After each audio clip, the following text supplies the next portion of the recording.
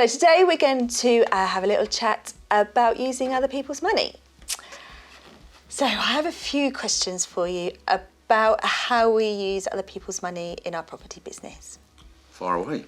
So can you tell me basically why do we tend to want to use other people's money rather than use money sort of from financial institutions like banks and bridging loans? Well, it's a balance, and it's about using the right money at the right time. Using the finance companies is obviously great for our business at the right time and the right deal. But the benefits of using private funders' money is it's quick. There's an endless supply out there, and we can create win-win situations. So they earn very well out of us using their money. So we're making their savings grow. Whereas in the banks currently, with inflation, etc., and the poor interest rates on savings, their money is depreciating in the bank. Okay, so when we borrow the money, so is it from private individuals? Is it from businesses? Who do we sort of target when we're looking, or we're putting it out there that we've got projects that we need to have funding for? It could be either or, a business or a private individual. Obviously, it's from a business to business, it's a director's loan into that business, or private individuals, we do it on a simple loan agreement.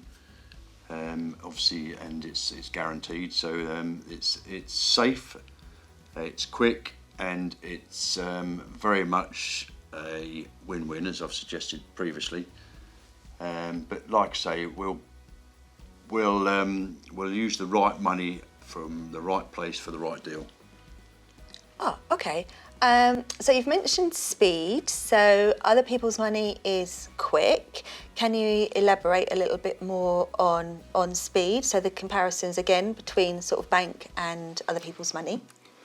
Well, using the other financial institutions, the likes of mortgages and bridging, I mean, bridging is reasonably quick, but because of what we've been through recently with COVID, and there's a lot of fears of fraud out there at the moment, that they're delving a lot deeper, so it's taking a lot longer to get the deal across the line, to get the offer in principle approved. And likewise, mortgages take even longer.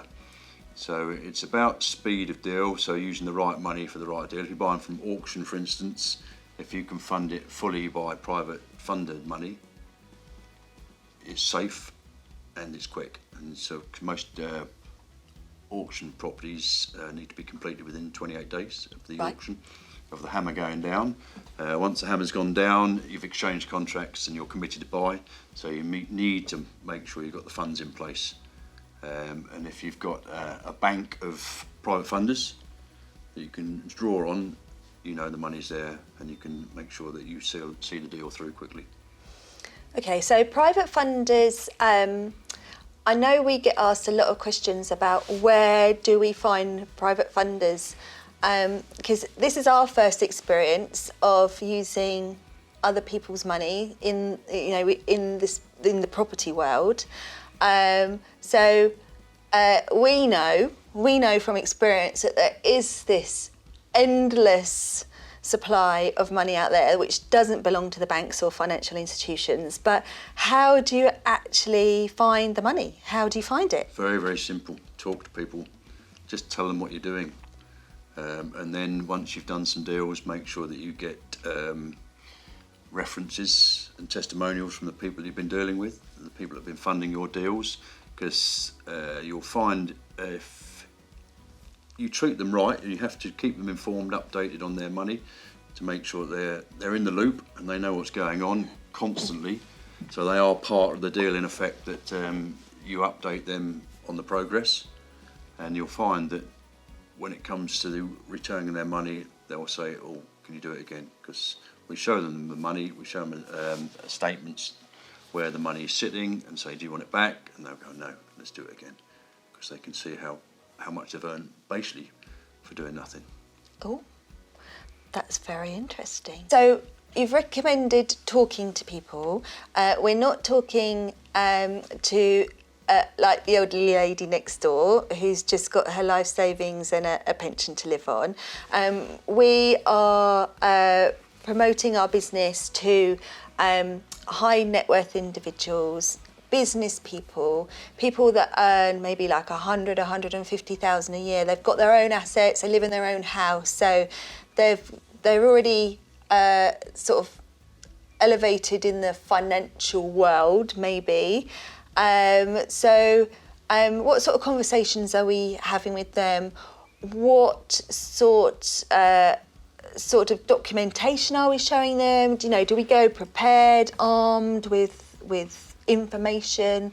What would you recommend when you're maybe going for a meeting with an individual, a high net worth, a sophisticated investor?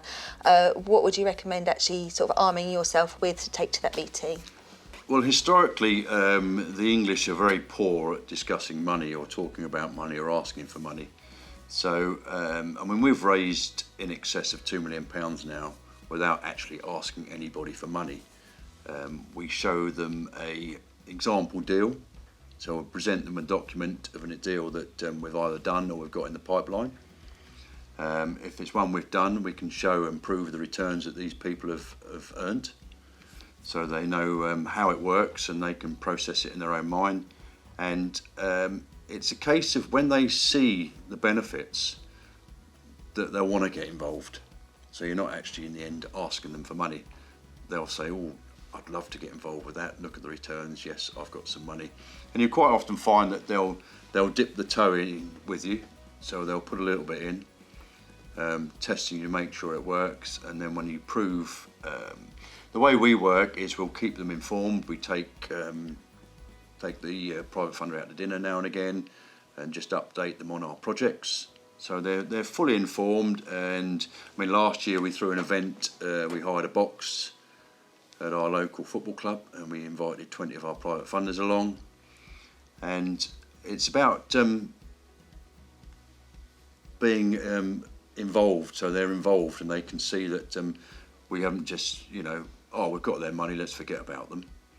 It is the fact that they are involved and we keep them updated, and it's about trust. Excellent. So there's actually a process to this then, isn't it? Actually raising money, there is a process. And we, as you've mentioned, have raised over £2 million, not asking anyone for money, but we've done it in a nice succinct process which we've actually sort of learned ourselves as we've gone along and realised there's certain things you need to be doing to get people interested in you. So can you name 3 things that we do consistently that will actually get people interested, creates intrigue, and it actually attracts people to us and our property business?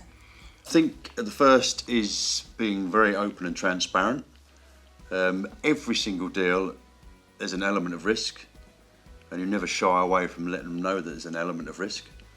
So you can dress it up all you like, but for them to trust you and buy into you, if you say that this is the risk, but we've minimised it, they're going to respect you more than saying, oh yeah, it's a breeze, it's a walk in the park, nothing can go wrong. People don't believe that.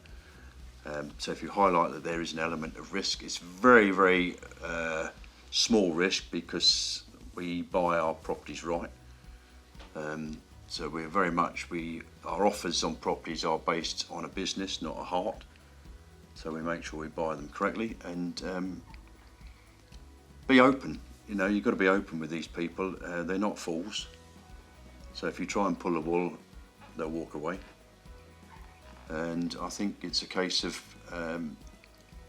again, like, know and trust. If people trust you, they'll buy into you. And we're fortunate now that we've got a track record, that every investor has always got their money back with the agreed return. So if you've got value from this video, please hit the like button, comment below and subscribe to our YouTube channel